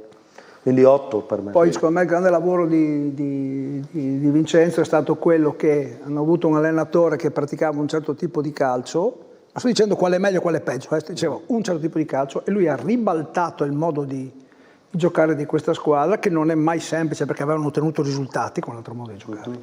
E ha portato il Tolmezzo a giocare un calcio piacevole, quindi anch'io sarei per il 7,5. A proposito della trasmissione ho fatto gli incroci, anche l'incrocio, le scelte, no? Che Mauro Serini prova a ripartire dalla prima categoria con quel Sedegliano che poi alla fine retrocederà, lo esonerato certe volte le scelte, no? Dal momento top. Mi dispiace per Mauro, io l'avrei sconsigliato. Perché uno che ha fatto l'eccellenza come ha fatto lui deve aspettare. Non vado in prima categoria, aspetto. Ecco, questa è la cosa che avrei fatto io. A proposito di categorie, N'Agostinis lo accostano alla Serie D, qualcuno vorrebbe provarlo? Vedremo cosa succederà. Cosa dite? Ci può stare? Io l'ho detto già, se fossi in Paolucci l'avrei già quindi preso. Sì, Barlocco? Sì, da provare in D? Perché no? Con la voglia che c'ha, perché no? Al Tolmezzo non saranno felicissimi, però insomma... No, proprio no. Però questo è quello che ha detto il campionato. Ha dimostrato di essere giocatore, il giocatore deve anche andare avanti. Certo, per il Tolmezzo poi è stato importantissimo in chiave salvezza aver trovato questo giocatore. Fagagna. Non l'ha trovato, attenzione. Ce l'aveva già, ce l'aveva già ed è stato bravo una persona a farlo rendere in quel modo lì. Oh, certo, era già lì assolutamente, quindi bravo il Tolmezzo che lavora con i suoi giovani. Fagagna, cosa mi dite Fagagna? È l'unico caso in cui lo stesso giocatore dell'andata, del piccolo, per me è stato il più continuo. 5,5 però, cioè ok si salva e chiude bene, batte il Monfalcone. Io darei un 6 massimo. Ma per un motivo solo, perché ha perso Cassina all'inizio. Ha perso Cassina all'inizio. Sì, però ha preso Commisso, ha preso Corvaglia, ha preso Toffolini. Forse era squadra forte. Quanti attaccanti ancora? Aspetta. Non ha perso un giocatore Ho capito, però ha preso. Ma non ha perso un giocatore normale, ha perso il capocannoniere dell'anno scorso, ragazzi. Infatti, Cioè, attenzione, Però ero 5,5, no? Non ha fatto bene. Per me le squadre che si sono salvate, per me sono tutte da sufficienza. Barlocco? 6. Sì, il 6, perché per me ci sta il 6. Vai, tu non daresti mai l'insufficienza. No, però veniamo al tema. Come ha fatto il Fagagna quest'anno? Da 6. Ci sono stati momenti... Poteva fare di più? Secondo te doveva fare di più? Le aspettative mie erano più alte. Era una squadra che doveva fare di più? Perché tra altre cose, insomma, il parco attaccanti c'era, ma il parco attaccanti è stato deludente. Si è salvato un po' Toffolini alla fine e probabilmente per le prestazioni Marigo, no? Si è salvato che nessuno si aspettava questa cosa qua. Chiaro che secondo me è un gruppo che va avanti da tanti anni con quel tran-tran. Una gran partita, 2 no, 2 sì, 4 no. Questo è il tema. Fagagna anche lui deve capire cosa vuol fare, cioè veramente è una di quelle società nelle quali dici questo gruppo forse è arrivato, i giocatori sono bravi, ma secondo me quel gruppo lì è arrivato. Pagnucco, tante voci, alla fine resta a Fagagna, quindi continua con un mister che ha dimostrato di poter far bene. È chiaro che per la prossima stagione a Fagagna, parliamo in rossonero, anche per il Pagnu serve lo scatto nella prossima stagione, no? Anche perché da quello che si vocifera sembra che ci siano 4 retrocessioni il prossimo anno, da quello vedremo, però se dovesse succedere, è come dici te, quelle squadre lì, come il Fagagna, devono fare uno scatto, Il Fagagna a un certo punto si è ritrovato a rischiare troppo. Certo. La differenza poi da squadra di qualità comunque, è vero, rispetto al Fiume, prende e ne esce. Poteva già uscirne prima, meritava secondo me già di vincere a Fraibano. Però secondo me il 6 ci può stare. Ok, quindi non siete d'accordo? Del Piccolo è un ottimo giocatore secondo me. Del Piccolo è un ottimo giocatore. Andiamo alla Forum Miuli. Forum Miuli 6, stesso discorso, si è salvata da come era partita, poi un campionato normale, però era partita con cose bellissime, con sorprendenti. Quindi con un 6, Gassi alla fine, quando è arrivato, è stato utilissimo. Giocatore sempre utile alla causa. Dea. D'accordissimo. E lo confermo. D'accordissimo. Per me c'è stato un momento che forse giocavano il miglior calcio, con Bradaschia. Mi piaceva tantissimo come giocavano. Molte volte non gli sono arrivati dei risultati, mi facevano un ottimo calcio. Poi è diventata una squadra, la famosa squadra senza infamia, senza lode. Come ha fatto Monorchio secondo voi? È arrivato in una situazione non facile, quindi lui ha tirato fuori il suo, li ha salvati. Ha fatto quello che doveva fare. Sono d'accordo con Stefano, secondo me il 6 è correttissimo. È sbagliato dire che però in questa salvezza, passatemi questo, c'è ancora più Bradaschia in questa salvezza? Ma no, ditemelo, voglio chiedere, non la do come un'opinione, ma la do come un tema. Secondo me, Massimo, le salvezze e le vittorie campionate molte volte si costruiscono proprio all'inizio, no? di un campionato, e Bradaschia ha dato un'impronta a quella squadra di gioco, di coraggio, anche perché era una squadra coraggiosa, l'ho visto giocare anche a Pordenone, e secondo il mio punto di vista Bradaschia è stato, non dico determinante perché poi la salvezza l'ha fatta Monorchio, no? Però Bradaschia secondo me gli ha dato il là a una squadra coraggiosa. Ok, andiamo con la Sanvitese, 13ª, e qua non sarete d'accordo perché voi dite che si salva a 6, però per me ha fatto troppa fatica, anche se poi Rossito è stato bravo. Per me Rossi è stato un giocatore determinante nelle sorti, però è una Sanvitese che quest'anno secondo me ne uscirà giustamente pronta per non commettere errori. Questo campionato secondo me sarà utilissimo per il futuro di questa piazza, ne sono convinto, però quest'anno è da 5,5 secondo me. Barlocco. Sì, sono d'accordo con te. Sono d'accordo anche su Kevin Rossi, che assolutamente è stato forse il giocatore che li ha salvati. Le aspettative erano indubbiamente più alte, ma sono anche d'accordo sul fatto che se imparano dagli errori fatti quest'anno, il prossimo anno non li ripetono. Anche secondo me. Anche grazie all'allenatore. Alla fine Rossito porta a casa la salvezza. Sì, no, diciamo che il 5,5 è corretto. Rossi è stato uno dei migliori, anche se purtroppo ha giocato diverso tempo con problemi fisici.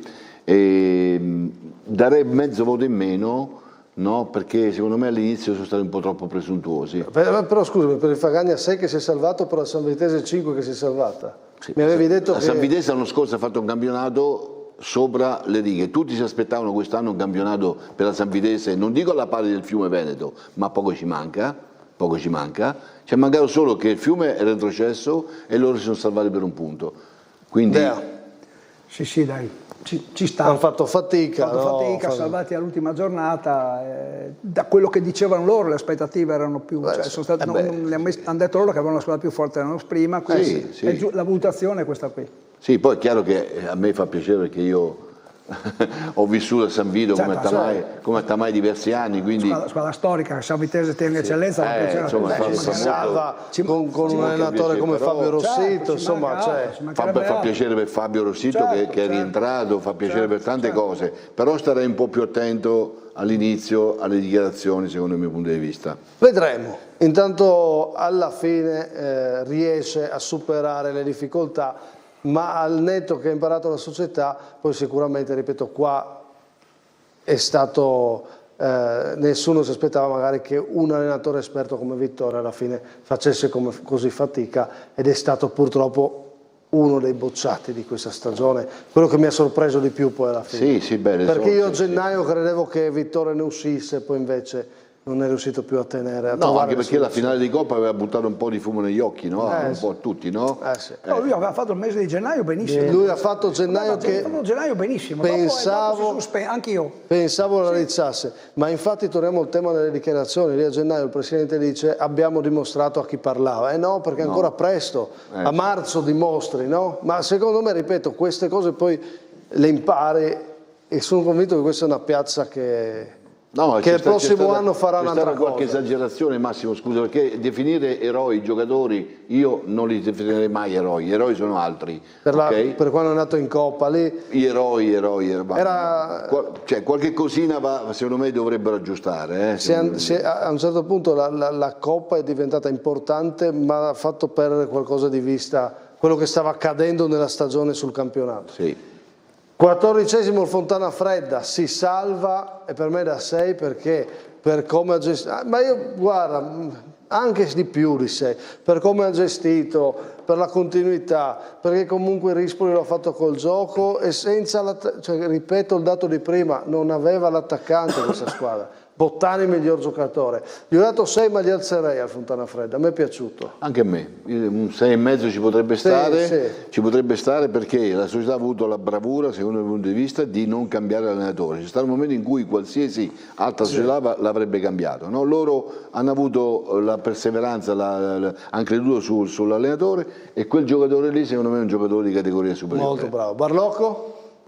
Tengo il 6, sono d'accordo sul fatto che l'allenatore che è stato in bilico, la società ha dimostrato lungimiranza. Cosa ti è piaciuto di più di Fontana Fredda? Beh, io tra tutto questo metterei dentro anche Scappin, che è stato un acquisto indovinato, che ha fatto dei gol determinanti, non l'ultimo, ma un giocatore, io ho visto fare anche la punta centrale contro il Pordenone benissimo, tra altre cose. È vero. Bottani un ottimo giocatore. Sì, Bottani per la stagione intera, scelgo lui, però l'altro nome è Scappin. Andiamo a Gorizia. Gorizia chiude con la salvezza tramite il play-out. Io ho sentito tra i tanti giocatori che ci ha mostrato Escudero. Avrei detto anch'io. Allora motivalo tu che... Allora, giocatore forte. Io l'ho visto una volta sola e mi è piaciuto. No, giocatore forte. Giocatore forte. Mi è piaciuto. Spieghiamolo a chi non lo conosce. È il classico, come lo definiscono giù, il cabeza de arco, gioca davanti alla difesa, uno che ha la garra giusta. Anche una buona tecnica. Buona tecnica, ma la garra giusta, proprio si vede che è uno di quelli che hanno la... che manca a certi giocatori nella bavetta, la bocca così. A me è piaciuto molto anche De Crescenzo, che è un altro giocatore. Il Dembélé è stato determinante. Il Dembélé è stato determinante. Gol contro l'LME. Come determinante Dembélé. Ho cercato un giocatore che per far conoscere qualcuno. Sono d'accordo con Stefano, è un giocatore molto bravo lui. Rivediamo cosa si era detto del Gorizia e come va a finire, perché qua Gorizia è stata una storia della stagione. La vita e le parole contano poco e la cosa importante saranno i fatti. La prima strategia è quella di salvarci, no? È evidente. Io mi auguro che Franti faccia bene perché è una bravissima persona, un allenatore preparato, però attenzione, c'è gente nuova. Mi hanno comunicato che hanno deciso di svoltare e quindi di lasciarmi a casa. Non ho la sfera di cristallo per sapere se perdiamo la categoria, noi cercheremo di tenerla e penso che alla fine ci riusciremo. Una piazza in questo momento che ha un progetto assolutamente per ora inconcludente, che non dà prospettive per ora future, con dei dubbi importantissimi sul tipo di progetto che hanno impostato e con l'ultimo posto in eccellenza. Primo obiettivo è giocarci play-out. E l'impresa sportiva l'avevamo già raggiunta, essere qui oggi era già un'impresa. Per noi questo è un miracolo sportivo. Dimostrazione che non ci dimentichiamo di quello che abbiamo detto, delle cose che sono state dette, perché qua non ci tiriamo indietro, noi proviamo a dare dei giudizi, cerchiamo di ragionare, facciamo i pronostici, sbagliamo, ma cerchiamo di creare un tema di discussione e poi questo gioco ha una cosa. La classifica finale, il risultato e i conti alla fine. Sì, che comunque era e oggettivo. I conti di quella volta erano oggettivi e adesso è altrettanto oggettivo. Esattamente. Che fanno qualcosa di straordinario. È l'impresa della stagione. Dell'eccellenza sicuro. Sì, se l'anno scorso abbiamo... Tu hai detto l'LME. Ma sì, se parlo di miracolo, di impresa, per me è Gorizia. Paragonabile al Lizzi dell'anno scorso. Al Lizzi dell'anno scorso. Paragonabile al Lizzi. Allora facciamo questo paragone. Più Lizzi dell'anno scorso o più Gorizia di quest'anno? Per me Verdesca quest'anno. Per te perché Verdesca. Lizzi sapevamo chi era Lizzi. Lizzi è partito ultimo, anche Lizzi ha fatto Lizzi senza i play-out. Sì, Lizzi senza i play-out. Lizzi dell'anno scorso. Uno potrebbe dirti Verdesca in questa eccellenza. No, però. no. In questa qua. È tutto vero. Come fai a dire chi è stato più bravo? Boh, la differenza qual è il miracolo? No. Bravi tutti e due, la differenza è che Lizzi conosce il campionato d'eccellenza come nessun altro. E invece Verdesca si è ritrovato da neofita. Aggiungo che se mantengono questa struttura aggiungendo qualcosina, occhio al Gorizia, perché insomma i punti sono stati tanti il giorno di ritorno, quindi una squadra da tenere in grande considerazione il prossimo. 8 comunque. Sì, no, pieno. 8 pieno perché è quasi a livello calcistico, è quasi un piccolo miracolo, attenzione a livello calcistico. Infatti dice miracolo Verdesca. Parliamo, un termine che può utilizzare. Anche a crederci fino alla fine, veramente. Ma anche qua però la società è stata coerente, è stata tranquilla. Io non ho mai sentito nessuna dichiarazione da quando è arrivato il Verdesca. Bravo, si sono fatti da parte in quel momento. Non ho mai sentito nessuna dichiarazione da parte della società, mai. Hanno lasciato lavorare l'allenatore, Capria, il direttore, bravo. Come abbiamo detto, per ora dobbiamo dire adesso ci piace, vediamo. Perché Gorizia adesso la torniamo a guardare e siamo contenti perché queste piazze qua, abbiamo Gorizia, abbiamo Pordenone, abbiamo Monfalcone, abbiamo Pordenone, questo rende anche i campionati importanti, no? Certo. Due capoluoghi di provincia. E andiamo alle retrocesse e andiamo verso il finale di trasmissione. Dobbiamo vedere anche le parate e i gol. Vi ho lasciato stasera senza immagini, ma arrivano le parate e i gol più belli. 4 a Fiume, io alla fine ho sentito Sclipa che è quello che ha mostrato delle cose più interessanti. Cosa mi dite? Ne abbiamo già detto forse. Beh, di Sclipa giustamente... No, in generale. In generale... È difficile. Sì, c'è la motivazione. Veramente, non è facile, non è semplice. Ma ti sei dato una spiegazione di cosa ha sbagliato il Fiume? Ti sei fatto un'idea? No, un'idea precisa io non ce l'ho, perché ripeto, sono quelle cose che succedono una volta ogni tanto, ma quando succedono ti lasciano veramente esterefatto, nel senso che un allenatore di esperienza, una squadra costruita per primeggiare, un direttore sportivo di esperienza, una società secondo me centrata, poi succedono queste cose qua, dici ma come è possibile? E qua ha fallito tutti. Lo aveva detto Turchetto, un fallimento, fallimento anche per lui che era arrivato con degli altri obiettivi. Societario, fallimento societario, tecnico, quindi allenatore e giocatore, no? E fallimento anche chiaramente. C'è una cosa che è emblematica e qua Dea, non ti voglio mettere in difficoltà, però è emblematica. Mortati lascia il Tamai secondo in classifica tra i migliori giocatori per passare a Fiume dove c'è una retrocessione. Al di là di giudicare la scelta, però è emblematica sta cosa qua. È una delle storie strane della stagione. Ma lo stesso Salvatore è una storia strana. Penso per la maggior parte degli addetti credo che sia una cosa difficile da spiegare. Ma Mortati secondo me è proprio l'esempio di questa cosa qua. Però è anche vero che non che è colpa sua, sto dicendo, è un po' l'emblema. Certo. Ci sta. Devo dire che chiunque di noi, a chiunque dovesse essere chiesto vuoi allenare questo Fiume all'inizio dell'anno, tutti avremmo detto sì. Ma il dato è come battono l'UFM, sono i primi a battere. E come giocavano. All'inizio il Fiume inspiegabile. Era un altro tipo Forum Iuli, giocava benissimo. Io e Stefano abbiamo visto insieme un paio di volte, era da strovicciarsi gli occhi. Veramente. Dopo tutto un incolpo, un po' legato ai discorsi, chiaramente infortuni, va bene, ma quello ci sta, ma a un certo punto si è spenta la lampadina e non si riesce a capire perché.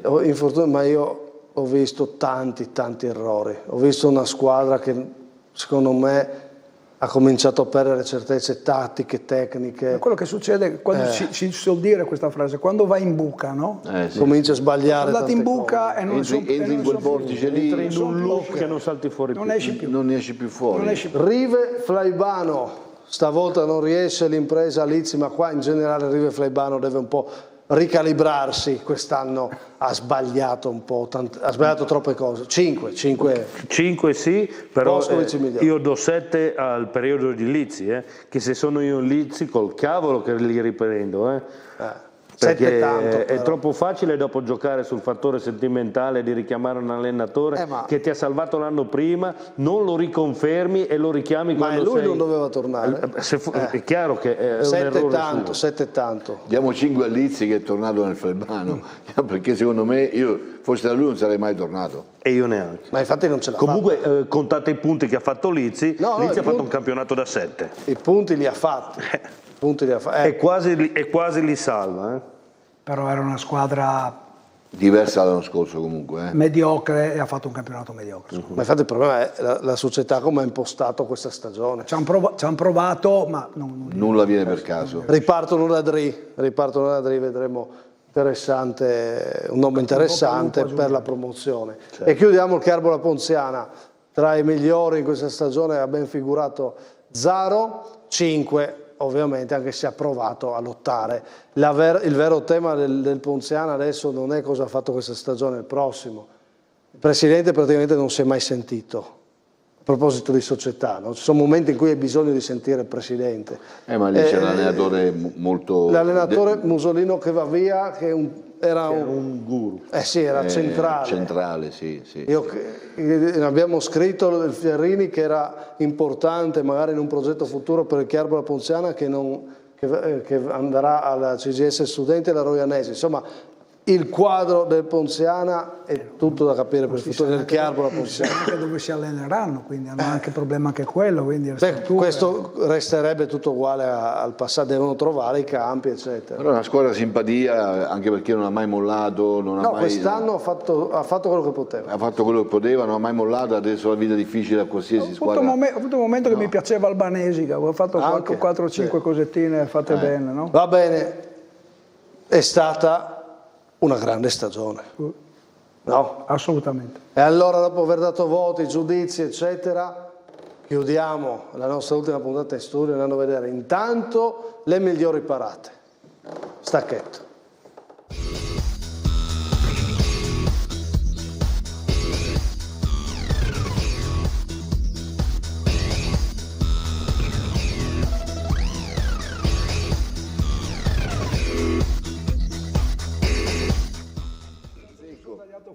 Guardate cosa abbiamo scelto per chiudere questa stagione. Meneghetti contro il Kras, contro Barisic, proprio va giù, attacco palla, e guardate come lo ferma. Ma Meneghetti è stato straordinario, a un certo punto di settimana era una parata incredibile, qua fantastico su Cucchiaro, prima va in uscita, arriva Cucchiaro, a colpo sicuro si rialza e lo ferma, straordinario.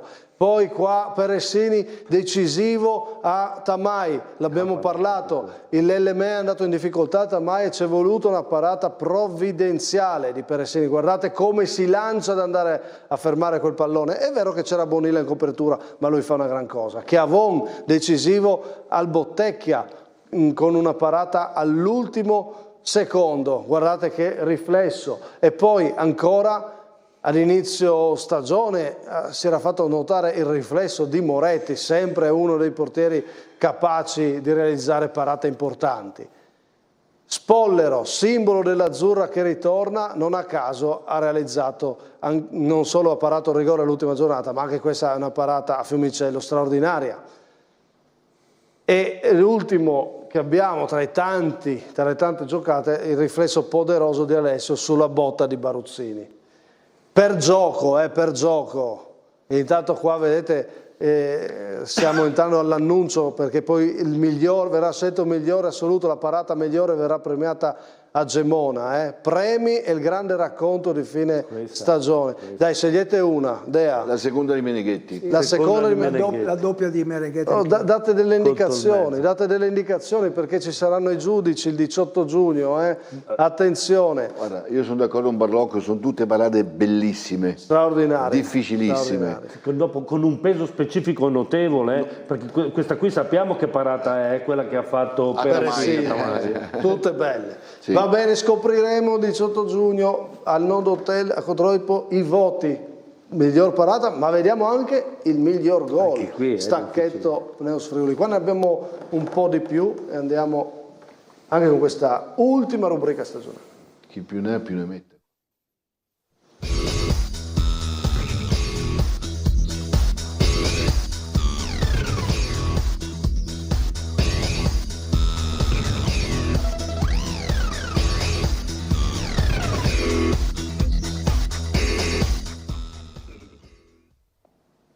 Partiamo con Bussi, un'acrobazia straordinaria, aggancio e girata volante sul campo del centro sedia. Chiuderà cannoniere della promozione Bussi. Ha fatto un brutto campionato. Zulu si era fatto notare nel grande inizio della Forum Miuli, una punizione pennellata di Tonizzo, una punizione, una bomba di Baruzzini dalla distanza sul campo del Fontana Fredda, il gol decisivo di De Anna alla Juventina in questo momento importantissimo, pallone sparato all'incrocio, farà un gol importante anche a Tamai, è bello, a stretto giro farà questi gol De Anna.